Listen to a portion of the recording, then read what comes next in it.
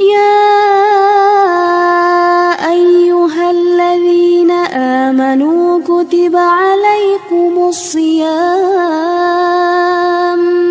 كما كتب على الذين من قبلكم لعلكم تتقون. Louange à Allah, nous le louons et nous lui demandons pardon. Et nous cherchons refuge auprès d'Allah contre nous-mêmes et contre nos mauvaises actions. Celui qu'Allah guide, il ne sera point perdu. Et celui qu'Allah égare, il ne sera point guidé. Et je témoigne que le seul qui mérite l'adoration est Allah et que Muhammad est son serviteur et son messager. Ô vous qui avez cru, craignez Allah comme il doit être craint et ne mourrez qu'en pleine soumission. Ô vous les hommes, craignez votre Seigneur qui vous a créé d'un seul être et a créé de celui-ci son épouse et qui de ces deux-là a fait répandre beaucoup d'hommes et de femmes. Craignez Allah au nom duquel vous vous implorez les uns des autres et craignez de rompre les liens du sang. Certes, Allah vous observe parfaitement.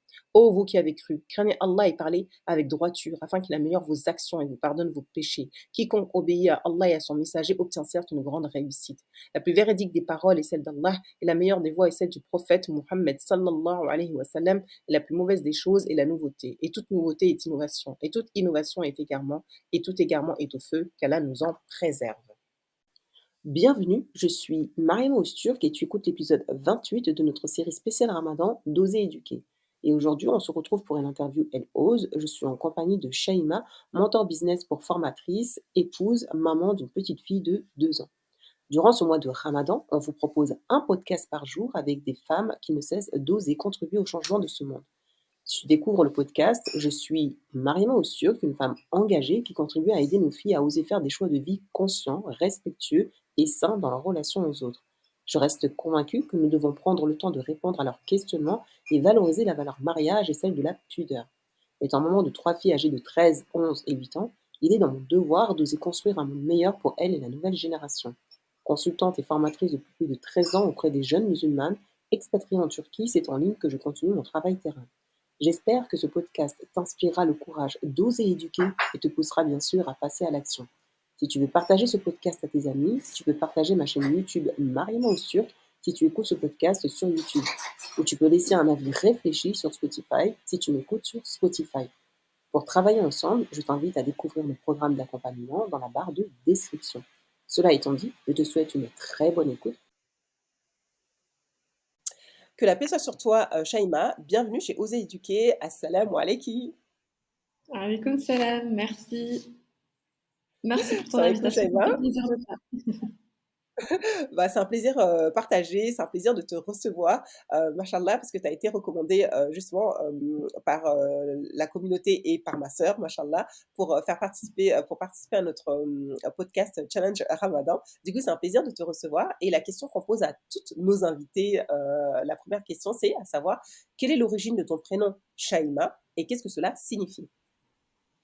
Alors, le prénom Shaima, c'est un prénom arabe qui signifie grain de beauté. Mais c'est aussi celui de la sœur de lait du prophète, alayhi salatu salam.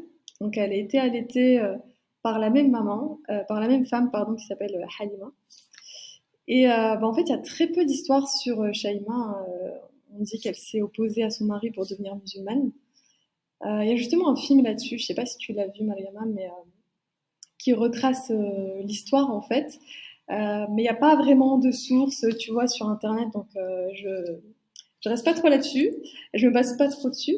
Mais en tout cas, l'histoire que j'ai souvent retrouvée aussi, c'est qu'elle a été faite prisonnière pendant une bataille et elle a été amenée au prophète sallallahu alayhi wa sallam et elle lui a dit qu'elle était sa sœur de lait. Donc elle lui a montré sa trace de naissance et donc il l'a reconnue, il était ravi de la retrouver. Et en gros, ça met en avant le fait qu'ils avaient des liens forts, qu'ils étaient contents de se retrouver, mais aussi l'importance du coup des relations de lait des enfants qui sont allaités et donc qui sont frères et sœurs, même si c'est pas de sang. Donc voilà d'où vient le prénom. Après, j'apporte pas une grosse importance à mon prénom. J'aime bien ce prénom et je remercie ma mère de m'avoir donné un prénom avec une belle signification. Mais ça n'impacte pas, tu sais, dans mes actions au quotidien. Ça reste un prénom et alhamdoulilah, c'est un beau prénom, mais je me base pas là-dessus, tu vois, pour mes actions ou autres dans la vie de tous les jours. D'accord. Alors, la question du prénom, je la pose parce qu'en islam, c'est important d'avoir un beau prénom et de savoir un petit peu nos origines et nos histoires. Et en fait, quand je vous posais cette question, c'était aussi avoir un échange avec vos parents, de savoir mais pourquoi ils ont voulu m'appeler comme ça, etc. et tout, pour inviter bien sûr aussi celles qui nous écoutent à avoir cette audace d'aller prendre du temps avec leurs parents et de dire voilà, j'aimerais bien que tu me racontes mon histoire, pourquoi ce prénom, etc. et tout. Et des fois, ça en découle de belles relations et de belles échanges autour de ce prénom. Du coup, ben, on en a appris des choses avec ce que tu as trouvé, Marchallah, en termes de découverte, Marchallah, Shaima. Du coup, Shaima, pour celles qui ne te connaissent pas dans notre communauté, j'ai vu sur ton compte que tu étais anciennement copywriter. Déjà, est-ce que tu peux nous expliquer déjà c'est quoi copywriter? Et maintenant, Marchallah, tu es business mentor où tu aides justement les femmes dans leur business, etc.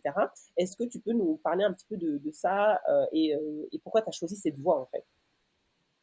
Ouais, alors bah, du coup, oui, j'étais copywriter donc depuis 2020. Donc copywriter, donc c'est quoi? C'est simplement vendre avec les mots. Donc en fait, on va transformer nos idées en argent, voilà, pour que ce soit plus simple pour tout le monde à comprendre. Voilà, c'est ce qui permet justement de convertir. Moi, je me suis lancée là-dessus parce qu'en fait, bon, si on repart vraiment tout au début, moi, j'ai pas commencé comme copywriter en fait dans l'entrepreneuriat. J'ai commencé avec un side business, donc un business à côté de ce que je faisais. J'ai lancé une boutique en ligne de prêt-à-porter qui avait fait un premier flop. Ensuite, du coup, je me suis pas laissée abattre et j'ai lancé une autre activité, donc de consultante en marketing digital. En fait, à ce moment-là, j'étais en master en dernière année dans ce domaine-là. Donc, je bossais en tant que chargée de marketing en alternance. Et je me suis dit, bah voilà, t'es légitime de te lancer dans ça, c'est ton boulot dans la vraie vie, donc lance-toi.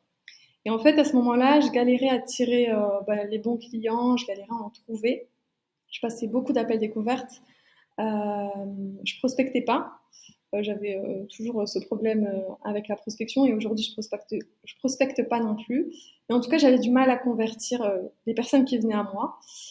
Et du coup, j'ai fait mes petites recherches pour savoir ce qui posait problème et je suis tombée sur le copywriting. À ce moment-là, je connaissais pas tellement parce que même si j'ai fait des études dans le domaine, on ne parle pas de copywriting en tant que tel. Donc j'ai vraiment découvert un univers. Et donc j'ai décidé de me former. J'ai utilisé mon CPF dans une formation qui est connue francophone et au final, j'ai été déçue. J'ai été déçue parce que voilà, le contenu était beaucoup trop théorique. À l'époque, le copywriting n'était pas encore démocratisé comme aujourd'hui, c'était pas encore connu. Donc, il n'y avait pas beaucoup de formations sur le marché francophone. Donc, voilà, j'ai suivi cette formation qui m'a pas forcément aidée plus que ça. J'ai juste pu découvrir un métier, en fait, au final, grâce à ça, c'est tout. Mais en termes de clients, voilà, j'avais des problèmes de satisfaction client au début. Il fallait 15 révisions pour que ma cliente soit contente. Voilà, c'était vraiment, j'étais limitée à ce moment-là en termes de compétences. Je me suis dit, bah écoute, Shaima, t'es pas que francophone, t'es anglophone aussi. Donc va regarder ce qui se passe de l'autre côté. Ils sont plus avancés que toi, que nous sur le marché français. Donc j'ai été me former de l'autre côté. Donc chez les Américains. Et là, effectivement, on n'est plus sur des formations théoriques, on est vraiment sur de la pratique, des vraies méthodes.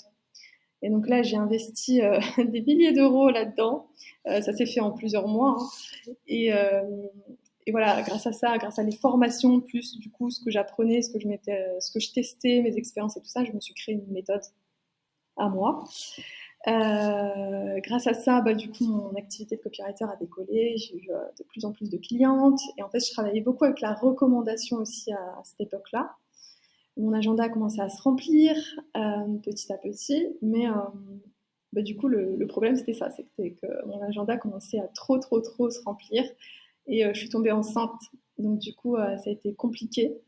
Parce que, du coup, je me suis dit, je peux plus travailler 11 heures par jour, c'est plus possible. Donc là, il va falloir que je restreins en fait mes créneaux. Et j'avais de plus en plus de demandes, mais je pouvais pas les prendre.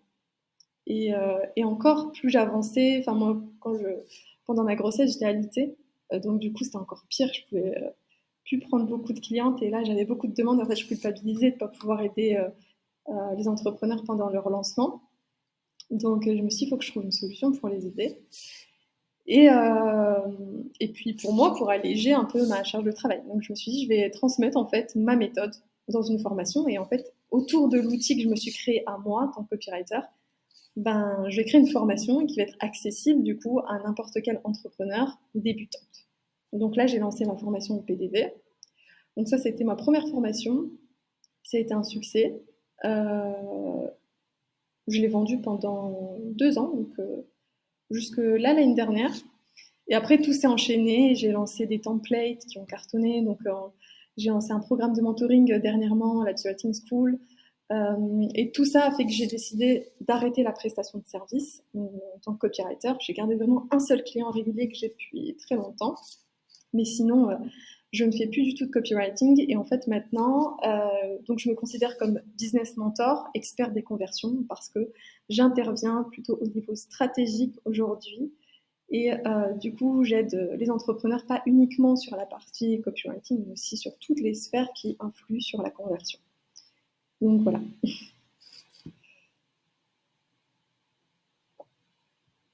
J'avais été en Alors, micro. je Je sens disais Machallah. Ouais, je disais Machallah parce que quand tu pars, tu vois, celles qui vont nous écouter, surtout celles qui sont en conversion professionnelle ou tu vois, qui cherchent un métier qui va leur permettre justement de maintenir leurs valeurs, etc. Je trouve que ton parcours est assez intéressant et atypique dans le sens que tu vois, regarde, tu as eu cette mentalité, tu vois, de dire, bah, je trouve pas ce que je veux en France, je vais aller toquer en Angleterre, aux États-Unis, tu vois, parce que c'est vrai qu'au niveau des États-Unis, ça avance très rapidement, etc. et tout. Après, il faut se retrouver et rester aligné à nos valeurs par rapport à ce qu'ils proposent, etc. et tout ça. Je trouve que c'est assez stratégique aussi d'avoir ce coup de réflexion, de se dire, bah vas-y, il faut que je trouve une autre solution quand même, parce que je te dis ça pour moi, parce que généralement, quand on entreprend, on reste bloqué par l'échec, tu vois. On commence et on se dit, ah, ça marche pas, laisse tomber. Ça marche pas, laisse tomber. Et on reste, on n'est pas dans la persévérance à se dire, mais qu'est-ce qui bloque en fait? Qu'est-ce qui marche pas en fait? Qu'est-ce qui fait que moi ça marche pas? Et qu'est-ce que je pourrais, avec mes forces, repartir sur quelque chose? Et je trouve que c'est assez, c'est super intelligent que tu t'es dit, bah en fait, ça marche pas, ok, mais j'ai une force, c'est d'aller chercher ailleurs des ressources qui vont m'aider à m'aider à m'élever en compétences pour justement aider les sœurs que j'ai envie d'entreprendre, etc. Et j'aime bien dans ton évolution parce que c'est que finalement, nos évolutions professionnelles, elles évoluent en fonction de nos vies. Et des fois, tu vois, on reste des fois bloqué à se dire, je vais pas changer, tu vois, les gens, ils m'aiment dans ça, etc. Ils me connaissent dans ça, si je change, ça va les perturber, etc. Mais c'est nous qui nous perturbons parce que, tu vois, la charge de travail, elle est différente. Et en fait, je dis ça parce que je me retrouve, parce que quand je faisais les formations pour les adolescents, bah, ça se remplissait vite, vite, vite, vite, parce que les parents, ils étaient en demande, etc., etc. Mais moi, c'est pas que ça me nourrissait pas, mais je me retrouvais perdue parce que je me retrouvais avec plein, plein, plein de jeunes filles à accompagner, mais en même temps, j'avais besoin que les parents prennent conscience que moi, Mariama, il m'avait que 1 ou 2 heures, quoi, en fait. Et en tant que jeune fille, on a besoin d'avoir, on a nos mamans tous les jours, et ben, c'est elles qu'on a besoin d'elles d'avoir tous les jours. Et quand j'ai fait ce switch à dire, bah, maintenant, je m'occupais des mamans, c'est très dur de dire, je vais changer de cible ou je vais accompagner d'autres personnes, etc. Mais ça rentre aussi dans mon style de vie, dans le sens que, en fait, je prends conscience que bah, j'ai besoin de cette évolution dans le sens où je sais pourquoi j'ai envie d'accompagner les mamans aujourd'hui, parce qu'en fait, finalement, les mamans, elles ont 2, 3, 4, 5 enfants, même voire des garçons, et bah, il y aura beaucoup plus d'impact dans ça que de continuer avec les jeunes filles, même si on va reprendre avec les jeunes filles, Inch'Allah, vu la demande, etc. Mais c'est important d'avoir cette vision de, bah, en fait, on peut switcher, on peut évoluer, on peut donner de l'ampleur à ce qu'on fait en fonction de notre vie parce que on a décidé d'entreprendre pour justement être aligné avec l'éducation aussi qu'on veut donner à nos enfants et d'être aussi proche de nos enfants aussi dans ça. Du coup, je te dis bravo pour ce switch que tu as fait et que j'espère inspirera les sœurs qui vont nous écouter. Du coup, j'ai une question, Shaima, qui me vient. C'est, tu m'as l'air jeune, machallah. J'ai pas demandé ton âge et tout, machallah. Mais justement, comment tu fais maintenant pour allier ta vie de jeune maman et de chef d'entreprise et d'épouse, etc. Comment tu fais pour aligner tout cela? Alors, comment je fais pour aligner avec ma vie de perso, vie de femme ou de maman? Ça, je t'avoue que c'est quand même beaucoup plus compliqué que je pensais. C'est compliqué d'aligner les deux. mais je fonctionne avec des créneaux, tu sais, des créneaux. Je me dis, bon, par exemple, là, quand ma fille elle est à la nurserie, ben moi, là, je travaille. Par contre, quand elle revient, je travaille plus. Tu vois ce que je veux dire? Je me fais vraiment des créneaux, donc c'est comme ça que j'arrive à travailler, à continuer à travailler. Mais en soi, je pense qu'on a quand même plus de facilité, nous, en tant qu'entrepreneurs, que les salariés, hein, pour être présente au quotidien, même si on travaille beaucoup plus généralement, parce que voilà, moi, par exemple, je travaille aussi parfois le week-end, tout ça. Mais je trouve qu'on a beaucoup plus de facilité, alhamdoulilah, et le fait d'être à la maison, ben, en fait, tu peux adapter ton entreprise. Moi, c'est ce que je fais. J'adapte mon business à ma famille, à l'emploi du temps de ma famille. En fait, au final, c'est comme ça que j'arrive à allier les deux. C'est que c'est pas ma famille qui s'adapte à mon business, c'est moi. C'est mon business qui s'adapte à ma famille. Voilà, tout simplement. Tu as commencé par dire, je ne vais pas te mentir, il y a des difficultés. Est-ce que tu peux nous dire en quoi c'est difficile? Alors c'est difficile parce que ben, quand tu n'es pas salarié, quand tu es entrepreneur, bah, ton business il est quand même toujours dans ta tête. Tu vois ce que je veux dire? Même si tu as fini ta journée de travail, que tu dis voilà, on n'est plus dans le bloc de temps de travail, bah, ça reste quand même dans ta tête. Parfois tu peux avoir une pensée, une idée qui va venir et c'est difficile de l'enlever. Donc ouais, je pense qu'à ce niveau-là c'est difficile. Et puis bah il y a aussi le fait que pendant longtemps, je me suis sentie limitée parce que tu vois d'autres personnes qui réussissent, qui n'ont pas d'enfants, qui n'ont pas de vie de famille, qui vont beaucoup plus vite que toi peut-être. Et, euh, et du coup, ouais, tu peux te sentir entre guillemets en retard face à ces autres personnes. Donc là, c'est en ça que c'est difficile aussi. Aujourd'hui, j'ai pris du recul là-dessus et puis j'arrive de toute manière à poser des actions, même si parfois j'ai l'impression d'avoir du retard. Quand je discute avec d'autres copines entrepreneurs, bah, au contraire, elles me disent mais comment tu fais pour aller si vite, mettre tout ça en place et tout ça. Donc là, je prends conscience qu'en fait, finalement, non, je suis pas si en retard que ça et que de toute manière, on fait en fonction de nous. Euh, et puis voilà, j'arrête de regarder ce que les autres font et puis alhamdoulilah, je me concentre sur moi.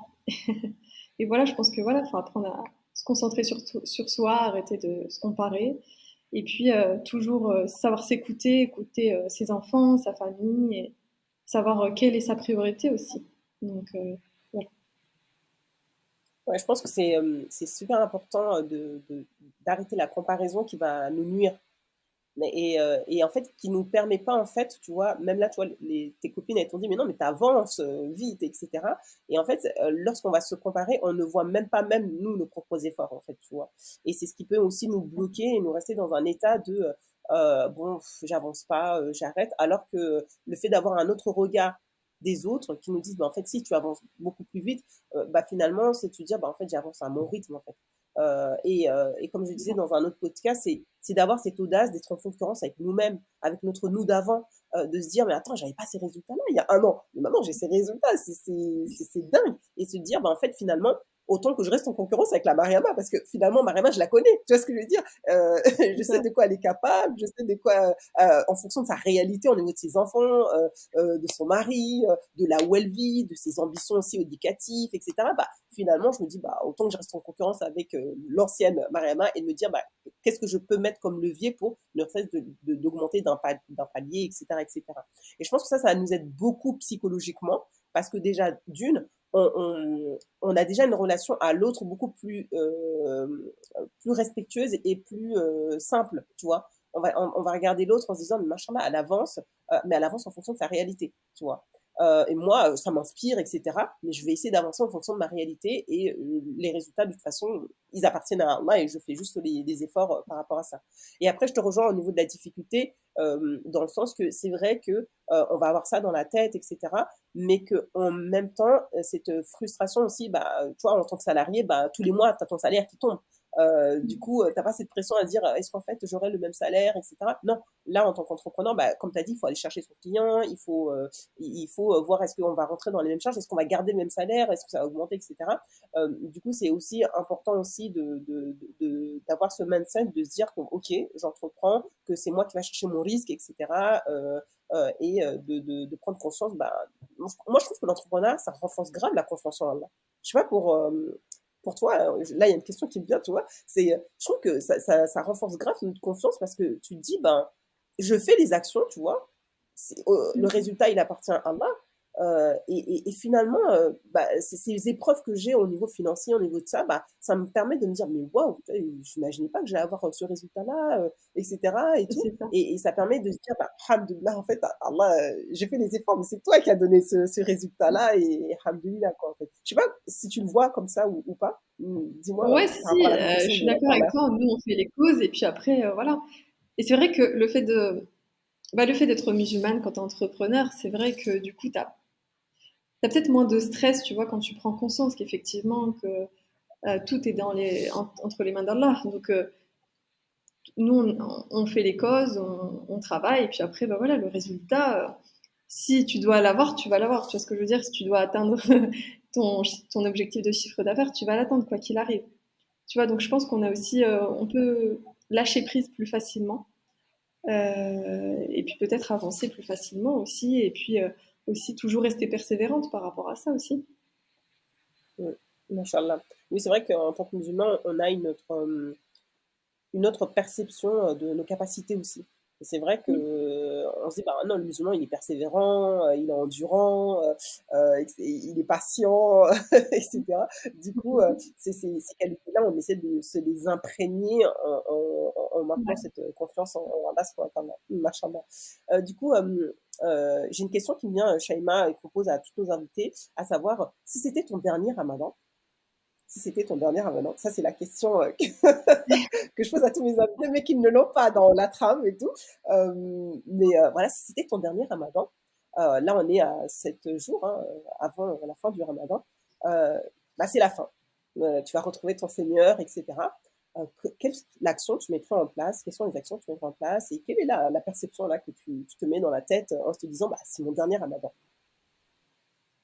Bah, si c'est le dernier ramadan, je pense que je, je profiterai bien de ces derniers jours, déjà. Beaucoup plus que maintenant, peut-être. Je penserai plus au business.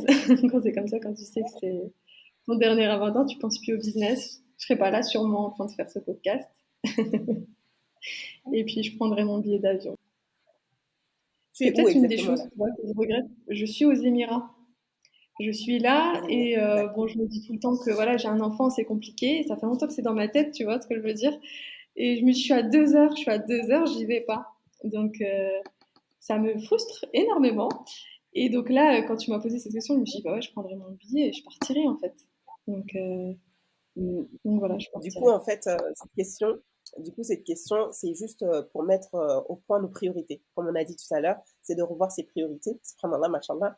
Du coup, en fait, si c'est une priorité pour toi de partir et que tu as 2 heures des Émirats, c'est peut-être de mettre ton intention là, maintenant, et de se dire, parce que les intentions aussi sont importantes, tu vois, c'est de dire, Ya Allah, si tu me donnes encore vie, j'ai cette intention d'aller faire mon hajj, C'est facilite-moi, ça. tu vois Ouais, et que Allah te donne une longue vie, Inch'Allah, après ce ramadan. Mais cette question, c'est aussi pour se rappeler que finalement, tu vois, dans tout ce qu'on entreprend, dans tout ce qu'on fait, etc., à un moment donné, elles peuvent prendre fin, tu vois. Et finalement, si elles prennent fin, c'est dans quoi, comment elles ont pris fin, ces actions, etc. Et ce moment-là, tu vois, si tu dis, t'aurais peut-être pas été là, et cette question, voilà, elle t'interpelle, etc., c'est peut-être t'en avais besoin à ce moment-là, qu'elle t'interpelle, et de te dire, j'ai envie de faire le hajj, en fait. Subhanallah. ouais.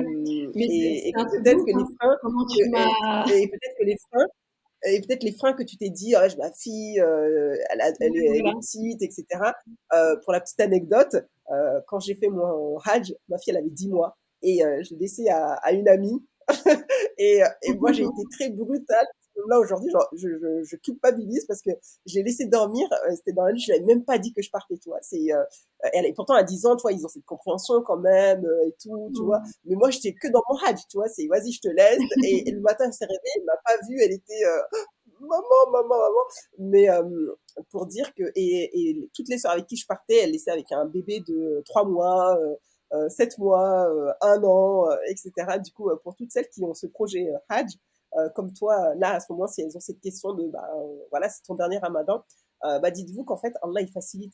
Et ce là c'est vrai qu'il m'avait facilité de trouver cette sœur qui a gardé mes enfants, avec mes beaux-parents qui s'alternaient, avec mes parents aussi qui s'alternaient les week-ends, etc. Mais ça a été une très belle expérience et une expérience qui a changé ma vie, en fait. Du coup, Allah, il facilite quand on met l'intention et qu'on lui demande de trouver les bonnes personnes dans les difficultés qu'on peut avoir là actuellement et qui nous freinent à faire cet accomplissement. Ouais, bon, en tout cas, c'est une Du coup, super bonne Shaima, question parce que tu m'as vraiment tu m'as mis une belle prise de conscience et tu vois, je me suis dit, j'ai même pas pensé à la fin du Ramadan, là, je me suis dit, voilà, elle me dit si dans 10 jours je suis plus là, qu'est-ce que je fais? Tu vois, donc ouais, bah, merci. c'est que peut-être quand ton âme, il en a besoin, c'est que ton âme, il Hmm, a... En fait, la mort nous révèle ce que l'âme a besoin vraiment et qu'on lui donne pas, en fait, finalement. Tu vois, il y a des sœurs qui ont dit, bah, je lirai plus le Coran, bah, je ferai plus de prières, j'appellerai plus ma famille, etc. C'est qu'en fait, l'âme, elle te dit, mais en fait, c'est des choses que tu dois continuer, quoi, tu dois vraiment faire. Et finalement, tu pointes du doigt et peut-être que l'intention du Hajj, tu en avais depuis longtemps, mais que tu te dis, bah, je reporte, comme tu as dit et tout. Mais peut-être que là, c'est c'est ça. l'appel. Peut-être qu'Allah, il t'appelle maintenant et qu'Allah, il te facilite ce projet. Bah, on fera de dora pour toi, Amine. Inch'Allah. Merci. pour répondre. Euh, et bah, dans ces dans ces derniers jours de Ramadan aussi, bah, c'est de le supplier, de nous Oui, inviter et de faire qu'on fasse partie de ces invités totalement. parce que maintenant, tu as vu comment les complications sont venues au fur et à mesure des années et tout, et, et de, et d'accomplir en fait ce rêve qui est en tant que musulman, voilà, qui accomplit notre vie, en fait, subhanallah. Qu'Allah te facilite ce projet-là. Du coup, on va Amine. terminer par notre question finale, qui, elle, n'est pas une question piège, à savoir, quel est ce verset qui va te permettre d'oser aller prendre tes billets pour aller faire ton hajj, finalement. Bah, du coup, le verset, c'est deux versets, c'est le verset 5 et 6, surat l'ouverture. À côté de la difficulté est certes une facilité. Donc effectivement, ça clôt parfaitement du coup avec ce que tu viens de dire. Et en plus, notre Seigneur justement insiste deux fois sur ce sujet, donc c'est dire l'importance de ce verset. Et je pense que là, ça prend tout son sens. C'est un verset que justement qui m'inspire beaucoup dans ma vie et, pro perso et beaucoup aussi dans l'entrepreneuriat. Et ouais, ça peut se transposer également avec la question que tu viens de me poser.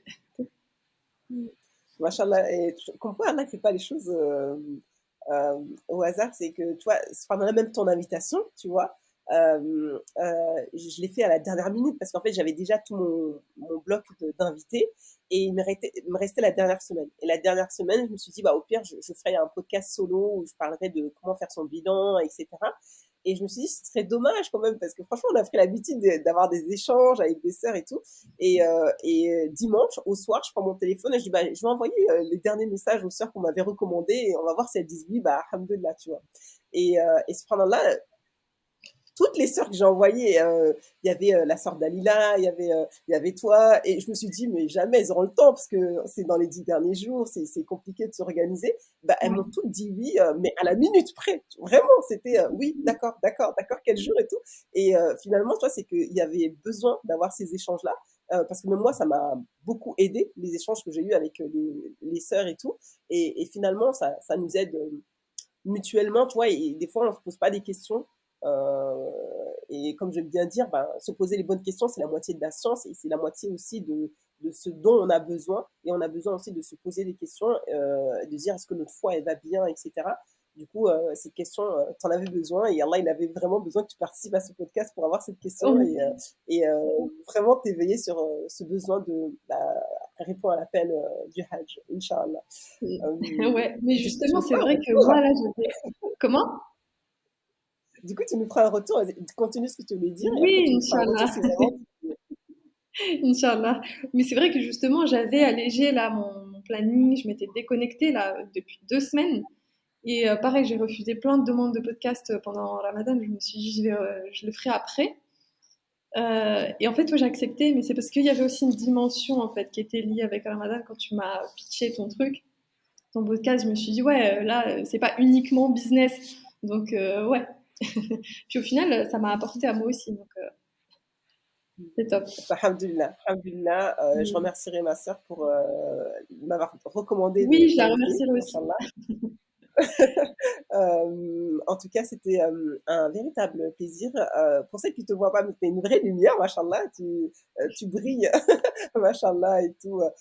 Qu'Allah maintienne ce nour en toi et te permettre de Amin. continuer à réaliser tes objectifs, Inch'Allah. En tout cas, c'est Amin. un vrai plaisir d'avoir cet échange avec toi. Comme d'habitude, on remercie toutes celles qui vont nous écouter jusqu'à la fin. Toutes les questions que je pose à mes invités, je vous invite à vous les poser vous-même et j'aurai mon interview, moi aussi, où je répondrai aussi à ces questions, machallah. Du coup, n'hésitez pas à répondre à ces questions pour justement rester en éveil et en pleine conscience de nos actions. Pour que justement chaque jour de ce mois de Ramadan soit conscientisé, pour que après Ramadan, on ait conscience de qu'est-ce qui sont nos priorités, parce que justement, dans 2 mois, il y a le Hajj, et on fera un podcast spécial Hajj, Inch'Allah, où pendant 10 jours, j'inviterai des sœurs qui ont fait le Hajj et qui viendront nous partager leur vie avant Hajj et leur vie après Hajj. Du coup, j'espère que ce podcast aussi nous inspirera à oser, à être vraiment dans les priorités de vie qui sont nos 5 piliers de l'islam et qui sont aussi ce maintien de notre fraternité entre nous. Du coup, vraiment, merci d'avoir accepté de participer à nos podcasts inconsciemment comme ça, de dire oui, comme tu as dit, tu as Avec grand refusé pas plaisir. mal de podcasts. Mais voilà, Allah, il a fait que tu acceptes celui-là. Bah, alhamdoulilah, c'est un vrai plaisir. Et comme d'habitude, je laisse le mot de la fin à nos invités. Du coup, Shaima, je te laisse le mot de la fin. Ok, bah écoute déjà Mariama, merci beaucoup pour cette invitation, ça me fait vraiment plaisir et comme je t'ai dit, voilà, j'ai sélectionné vraiment ton podcast parce que c'était le bon moment et bah du coup je voudrais remercier aussi toutes les auditrices, toutes les personnes qui nous écoutent et puis voilà, vu que c'est le moment, ben, mon dernier message c'est oser passer à l'action et puis khair Inch'Allah. Inch'Allah. Barakallahu fik, Shaima, qu'Allah te Merci. préserve, qu'Allah accepte tes invocations, qu'Allah fasse de toi Amin, une de ses invités dans sa maison sacrée, Inch'Allah, et qu'il nous amin. permette d'être à la hauteur de ce qu'il Barakallahu. attend de nous et qu'il soit satisfait de nous, Inch'Allah, en ces derniers jours de Ramadan. On ne s'oublie pas dans les invocations en ces derniers jours de Ramadan. N'oubliez pas, on dit les prénoms des gens qu'on n'oublie pas dans notre Dora. Du coup, vous avez Mariama Ousturk et Shaima que vous avez là et qu'on ne s'oublie pas dans les invocations. On se dit à demain pour un nouvel épisode et assalamu alaikum wa rahmatullahi wa barakatuh.